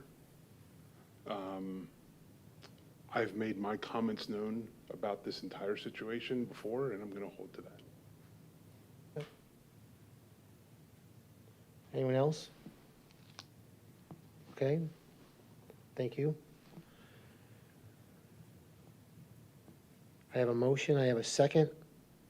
All in favor signify by saying aye. Aye. Any opposed? Motion passes. Next item on our agenda is City Manager Felicia Donnelly. Item number 14, presentation of the annual financial audit and annual comprehensive financial report for fiscal year ended September 30th, 2022. John Hauser, CPA, is here to present the highlights of the annual comprehensive financial report, the ACFR, and the results of the city's annual audit for fiscal year ended September 30th, 2022. The attached required communication with those charged with governance describes the audit process and any material findings. I would like to express my appreciation to the Administrative Services Finance Division for their diligent efforts and commitment throughout the year, which resulted in a very successful audit. Again, in particular, Amy Ratliff, Accounting Administrator, deserves special recognition for her leadership role in preparing the ACFR. Furthermore, I'd also like to acknowledge Mr. Hauser for conducting the city's audit in a highly professional manner. Thank you, John. Thank you. Thanks for having me tonight. A lot of recognition for the Finance and Administrative Services Department, rightfully so. 10 years for the Budget Award, 31 years for the ACFR Award, and this current ACFR will be submitted for the same award. I've tried to come up with a fun fact. You know, part of the audit, one of the things I have to do is I pretty much go through the budget page by page. And I'm looking at this page, and I keep seeing these images of Ransom E. Olds buried in these pictures. And I'm like, text Cynthia and Amy and Gary, I said, fun with budgeting, I will tell you. It's like, where's Waldo? It's where's Ransom E. Olds? So get the budget and look through and see how many times you can find an image of Ransom Olds in there. Thank you again. I'd like to just go over the reports. We've issued 5 reports. The one that's separate is the required communication report. It's included in your council packets. During the year, the city implemented GASB Statement Number 87, which is leases. It now requires the city to recognize a right to use asset and an offsetting lease obligation. There was really no effect on the net assets or fund balances. It was just the recognition of a whopping $10,000 in lease obligation and lease assets. So that's the new standard that GASB decided everyone needed to reflect. We are pleased to report we had no disagreements with management. We were provided all the information we requested, and all our inquiries were responded to adequately. We had no audit adjustments. The city did provide adjustments to record the leases and the pension adjustments, and we encountered no significant difficulties during the application of our audit procedures. So overall, a very, although time-consuming process and long drawn-out process from July to where we are here today, it was a very successful and clean audit. As a result of the audit, we've issued our audit reports. Inside the ACFR, on page 1, which follows the transmittal letter and table of contents and a copy of the award that you get, the GFA Achievement Award. Page 1 is our independent auditor's report. And we've completed our audit for the city for the fiscal year ended September 30, 2022. And our report dated April 25th, 2023 expresses an unmodified opinion on the city's financial statements. The remaining reports in the very back of the report, beginning on page 127. That's our report on internal control over financial reporting and compliance. We're pleased to report we had no significant deficiencies, material weaknesses, no instances of non-compliance with grant agreements or contracts. So overall, a clean report on internal control and compliance. The next report on page 128, you were subject to a single audit in accordance with the uniform guidance that says you expended more than $750,000 of federal funds, and that had to do with the Oldsmar Trail Phase 6. And that required us to perform special procedures on that particular grant as a major program. And our audit disclosed no instances of noncompliance, no deficiencies in internal controls, another clean report there.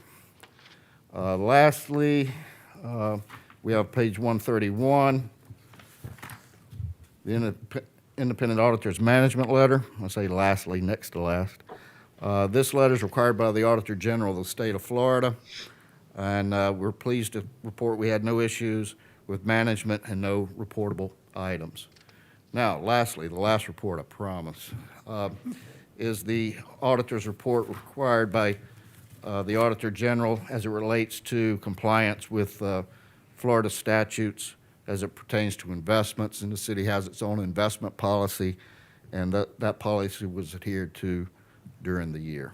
So no instances of noncompliance there. I'd like to focus on the government-wide statements, just 2 statements. It's a 130-page report. I'm not going through the whole thing unless you want me to. I will.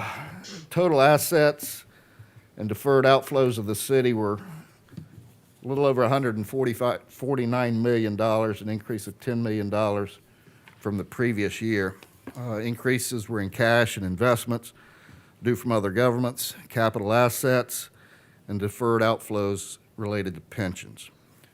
Decreases were in receivables, inventories, prepaid items.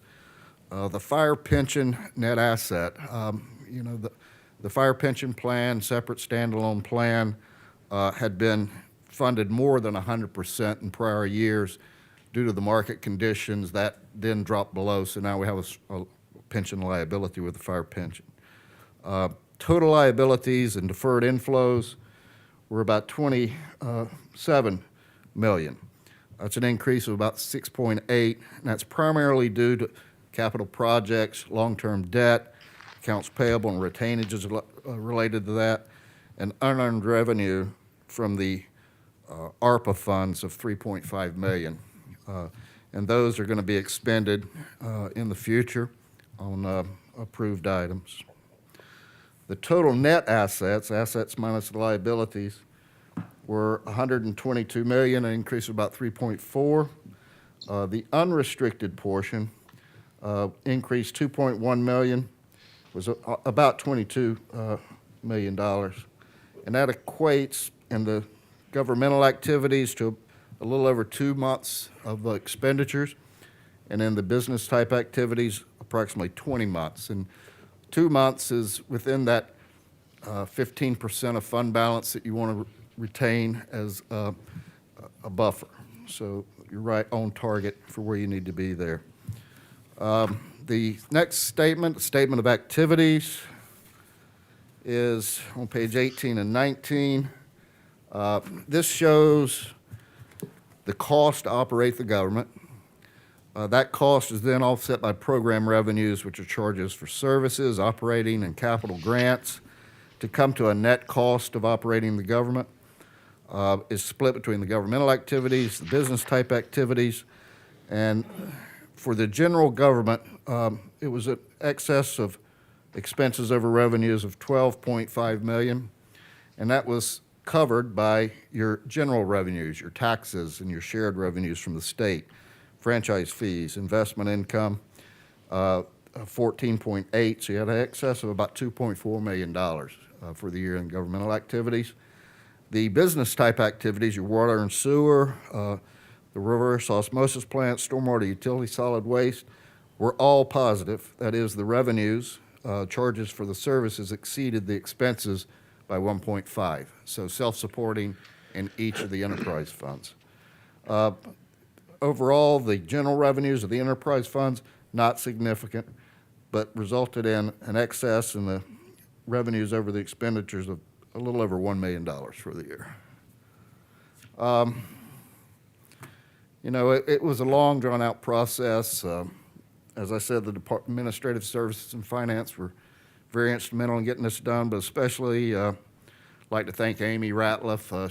She really puts in the hours, as well as doing her normal day job.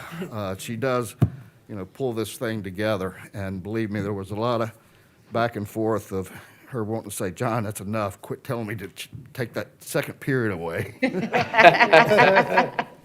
But overall, a very good report, and I'm sure it will receive the award next year when it's submitted to the GFOA. If anyone has any questions, I'll be glad to try to address them now.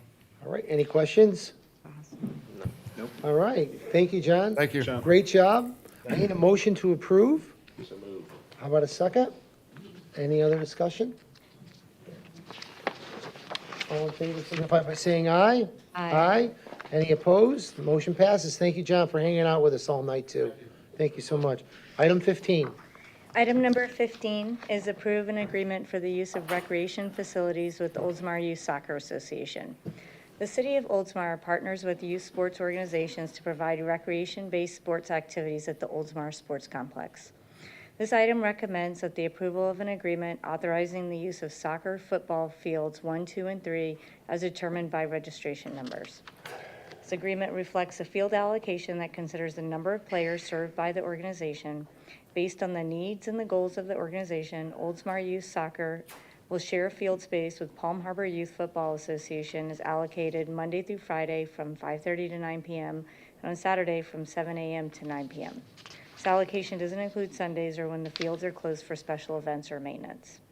The league will be responsible for reimbursing the City of Oldsmar 52% of the total electricity costs incurred by during the term of the agreement. Agreement has been reviewed by the city attorney. Staff recommends approval. Thank you very much for that. I need a motion to approve. So moved. Motion, how about a second? Second. Motion, other discussion on this item? All in favor signify by saying aye. Aye. Any opposed? Motion passes. Item 16. Item number 16, approve an agreement for the use of recreation facilities with Palm Harbor Youth Football Association. City of Oldsmar partners with youth sports organizations to provide recreation-based sports at the Oldsmar Sports Complex. This item recommends the approval of the agreement authorizing the use of the soccer fields and football fields 1, 2, and 3 as determined by the registration numbers. The allocation is based on the needs of the organization and the number of players. The league is going to be responsible for reimbursing the City of Oldsmar 18% of the total electricity costs incurred during the term of the agreement. The agreement's been reviewed by the city attorney and staff recommends approval. Thank you. I need a motion to approve. So moved. Second? Second? Have a motion and a second. Any other discussion? All in favor signify by saying aye. Aye. Any opposed? Motion passes. Next item on our agenda is the city clerk, Kristen Garcia. Do you have anything for us? I do not. Okay. The next item is council comments, and we have Councilmember Katie Gannon. Thank you, Mayor. I have no comments tonight. Councilmember Jerry Buckman. Thank you, Mayor. Just two comments, two events. The fire ops was an amazing time. Thank you for putting that on. Lieutenant Angel, or Key and Peele as I call him, was amazing. Just guided me through the whole process, kept me safe during the whole process. So really cool event. The Hurricane Expo was also very informative, lots of information out there, and that's all I have, Mayor. Thank you. Next is Vice Mayor Andrew Knapp. Thank you, Mayor. Just to piggyback off of Councilmember Buckman, Fire Ops 101 was a real rewarding and eye-opening experience to the trials and tribulations that you and your brotherhood go through. You and Chief Gennaro put on an excellent presentation to kick off the day, set the tone, and from there just got better and better. So, and hotter and hotter, but it really, I expressed it to several people there. It's like, I wish more people could have the opportunity to experience what you all go through on a day-to-day basis. So I hope that maybe becomes the reality in the future. And then second, the weekend prior to that, was two back-to-back busy weekends, the mayor and the city manager and myself attended the Resiliency Summit over at Clearwater Beach for Tampa Bay Regional Planning Council. There were definitely some things that were scary to hear or frustrating to hear, depending on the presentation that was being made. There was topics that kind of covered the insurance crisis right now. Didn't sound great that things may be pretty choppy over the next 18 months to 2 years as it relates to homeowners insurance and flood insurance. The thing that even gave me greater pause as to where not necessarily within the city, but where I'd like to live within the city, because of the prospects of what may be coming down in the future as it relates to sea level rise and increased storm intensity. I know it's not a thing that anybody in this room wants to hear, or that anybody that plans to live here for a long time and have many generations down the road, but the unfortunate thing is the clock is probably ticking on quite a bit of Oldsmar. Probably not within any of our generations or our immediate generations there to follow, but it's something that I think the sooner people can kind of come to grips with, the sooner we can do smart things to deal with it. So, not to try to put a somber mood on the room, but just something to think about. Because while our grandkids and great-grandkids may be able to enjoy the luxuries we have here now on the coastline, that coastline will continue to change, unfavorable to us. And as Dr. Johnson mentioned, we can't create any more land, and we're going to be losing some. So just think about that as far forward thinking as you can be. That's all I have, Mayor. Thank you. Councilmember Graver. Thank you, Mayor. I'm also going to be brief. I just want to point out we've got the Memorial Day ceremonies coming up, especially Memorial Day morning, but the Honor Our Heroes 5K run. I know Katie and Andrew are planning on running at 7:30 that morning, right? I did. I already Signed signed up. up, and I'm I made an signed up. additional donation on top of my sign up. I will be sure to wave to you if I'm there. At the starting line, not the Yes, I finish mean, line, right? sure. Well, I mean, it's also the finish line, so yeah, technically, yes, I'll be at the starting line. School's letting out soon, and just to give everybody a heads up, but I know if you're like me, you're very excited that your kids will be home all day instead of gone for 6 or 7 hours. So that's really something I'm looking forward to. And one very fun thing, I was out of town for work last week, and I had a title examiner along with me. We were visiting agents in Southwest Florida, and she asked me where I was from, and I said, Oldsmar. And she said, oh, she said, my son was just there. He races in BMX, and he was raving about Oldsmar. And so those agent meetings, you keep repeating the same thing over and over again. So they started teasing me, like, does Oldsmar, like, is Nielsen there? Do you guys have a BMX track? And it just kept happening. Anyway, fast forward. Last weekend, she was with her family in Orlando for a BMX event and took a picture of the Jumbotron. And Oldsmar's BMX track was being showcased during that tournament. So awesome. I just want to let you, it's the title examiner, she lives in Martin County. It's right near St. Lucie County. St. Lucie. Yeah, so over in South Florida. But our little town, known for the BMX track, but it was the first thing, jumped right off. And she said that not only her son races, but her husband also races. And so they've been waiting for the track to get rebuilt. So I just thought that was some good news to pass along. That's all I had. Thank you, Mayor. All right, thank you. I just have a couple things. I don't want to double things up, but I want to thank Mike Bolin and the city staff for the Hurricane Expo. It was a great event. It was well attended. I also want to thank my city clerk for joining me at the Mayor's Council of Pinellas County for lunch for City Clerk Week. And then again, Vice Mayor, what he said about Fire Ops 101. I want to thank Chief Schwabe for not giving up on me on those boots because they couldn't find a pair that fit me. And those boots were perfect. So I wanted to say thank you. I also want to do a shout out to Kenny. Kenny did a great job in taking care of the equipment and making sure I had enough air so I didn't die in that smoked room. We walked to a room and we got lost in that room and we ran into the smoke machine and it was like blowing in my face and I started hyperventilating, but I really thought it was a great learning experience. And thank you to your team and yourself for a great day for Fire Ops 101. And that's all I have. And next item on our agenda is approve the tentative agenda for the June 6th, 2023 council meeting. Does anyone wish to pull or add anything to the agenda? With that, I need a motion to approve. So moved. A second? Second. Any other discussion on the tentative agenda? All in favor signify by saying aye. Aye. Any opposed? Motion passes.